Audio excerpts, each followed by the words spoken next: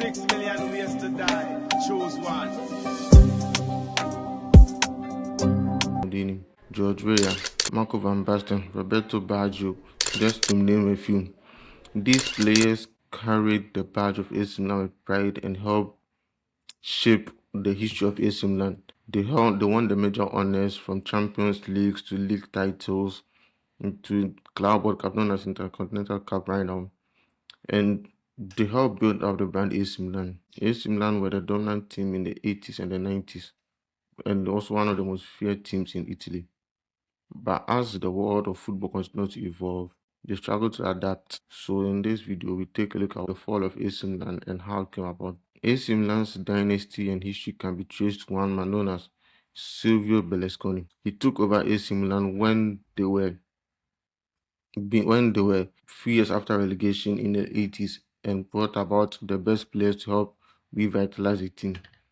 So he basically invested in money, brought in good players, brought in coaches as Arrigo Sacchi to help build on the team and make one of the dominant team. But I think AC Milan's downfall may have started in the late. I think when they started making rash signings that were not specifically for long-term goals, such as the signing of Ronaldinho. I think that was one of the best guys. You could bet that Ronaldinho had passed his best when he had left Barcelona. That signing was a short-term goal rather than for the future of good of the club. Also, the bringing of Beckham was probably trying to help build the brand AC Milan around that time. Anything strategic that was to help the football and the brand. And you could see AC Milan make a lot of these bad decisions and so on with some of the sign of Balotelli passing on, not taking a chance on Aubameyang when he had him in the academy and so forth. The sign of Balotelli, yeah, we know Balotelli was a talented player, but with disciplinary issues followed him wherever he went, whether it was at Manchester City, Liverpool, etc. It always followed him, and ultimately that was also what prevented Balotelli from achieving his goal. So I think, yeah, that's where I think started going. With the signings, they also started lacking in signings because they also started selling their best players, like the sale of Kaká to Real Madrid, also selling him a young Zlatan Ibrahimovic, and then selling Thiago Silva in 2012 to PSG. I'm sure they thought they were not selling any big talent and that they will be able to recoup them, but as history showed, they were not able to find enough good players for a long period of time. And after they won their last league title in 2011, it took them a whole 11 years more for them to win another one, that's Stefano Pioli. And also, I think issue that plagued AC Milan was when Silvio Berlusconi sold AC Milan in the late 2010s to Young Honley. It wasn't one of a signing a sale that really affected the club because it changed the direction of the club. The signings we were making were not signings that helped the club a lot of, like the sign of Andre Silva, the signing of Christoph Piontek, even though Christoph Piontek at one point was considered the best strikers in the world. Signings didn't help AC Milan, but this signings didn't help AC Milan achieve their goals of winning trophies. And also, there was a lot of instability because Young Lee took loans and couldn't pay, so the AC Milan had to take away from him, and then another company had to take over.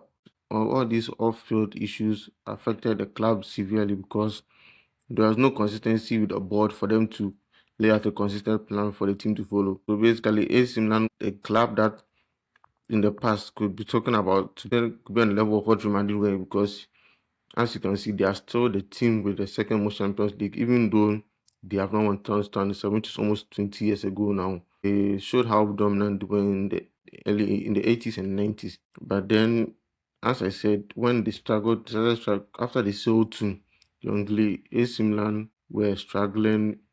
Young took a loan which was unable to pay. She had to forgo ownership of the club. He took a debt to me. He had to forgo ownership of the club to rebuild from the American hedge fund. So they had to take control of the club. And this didn't go well with the fans because Red Bird Capital took over the control of the club in 2022. And even with that, fans still protest. They felt like Red Bird didn't fully understand what the club meant. With a lot of bad decisions such as sacking of Maldini, which caused a lot of uproar.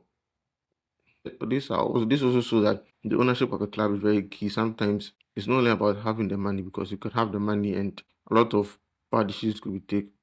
You could also say AC Milan failed to rebuild talking about transfer policies where they started to miss out on top talents. The Juventus became the powerhouse of Italy. Also, revenue started to dwindle because in Italy, most of the clubs don't actually own their stadium, and their stadiums are leased to them by the city. It also affects revenue because as Juventus currently have their own stadium and are able to enjoy the revenue by AC Milan and Inter Milan up until a year ago or even some months ago, because it happened in November when they're finally given the rights to demolish the San Siro and build their own stadium. But even that is not the whole part of it. They have to keep portions of the San Siro, which have now become heritage sites, because there is a law in Italy that basically says that any building that's above 70 years must be protected as a heritage site. That was a back and forth that Inter Milan and AC Milan both had to go through to ensure that they're giving the go ahead to build their new stadium. And I think AC Milan, because they're not able to build properly, it affected the way the team. There are a lot of sacking and firing of managers, some bad decisions to managerial appointments that has shown that they couldn't win the league title again after the sack Massimo. There was also a plot of villain showed the bad managerial performance from Clarence Seedorf to Filippo Inzaghi, the brother of Simone Inzaghi, Christian Barocci, Vincenzo Montella, Gennaro Gattuso. As we saw with St. Felix Italy, is not really a good manager. The good manager they found was Stefano Pioli, who managed to win them their first league title in 11 years back. He was also sacked recently, and now Massimiliano Allegri being back in charge. AC Milan were in a constant state of chop and change, as football teaches us. Manager, most clubs find difficult to build with when they're constant change. For example, Manchester United, when they kept making a lot of changes after Sir Alex Ferguson left, there was no continuity, because every new manager and what they want, the players they bring. When the next manager comes in, which affects team building, because one manager will stress for this particular player. When the player is brought in, another manager will come on and not fancy that same player. It keeps going back and forth. You end up having situations where square pegs are placed in round holes. Also, AC Milan started overpaying for bad players, not bad players, or players that didn't do not associated with the AC Milan, and all these affected their some of the all this resulted in AC Milan struggling to compete for the Scudetto, where basically Juventus took a chokehold on the title and won it for 9 years straight. Also, because of the continuous change in management, but not a lot of consistency and a lot of consistency in terms of planning. Because if you constantly change your managers, it's hard for there to be any long-term ambition or plan, because each manager and each style and the managers they kept bringing in each of them and their own philosophy and how they wanted to play. So this affected long-term planning. It's not like where you can say we can take Atletico Madrid, although they have not won a lot recently. There is one man we know is in charge, and therefore all things have to go through him. With AC Milan at that time, just a lot of consistent changes, and that also affected the way the team was performing until they won it again, like I said, in 2022 under Stefano Pioli. And even after that, they have still not been able to regain the title with even after that. And in the Champions League, AC Milan have not won Champions League since 2007. I think their last time they have the furthest they've gone is the quarterfinals where they lost to Inter, and they are still struggling to find the consistency which they showed in the early 80s and 90s. Though there have been some times, I don't think AC Milan are really back to where it once was. And you could say by and large, to understand most Italian teams, from the way they dominated the early 80s and 90s and maybe early part of 2000, they have struggled generally to take Europe by storm. Inter Milan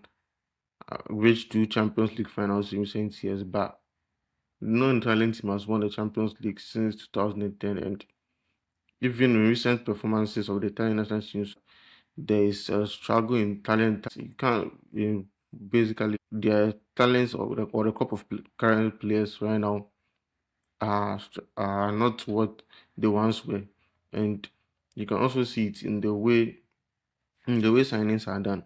because you know they can't compete with the very best. They end up going for mediocre players.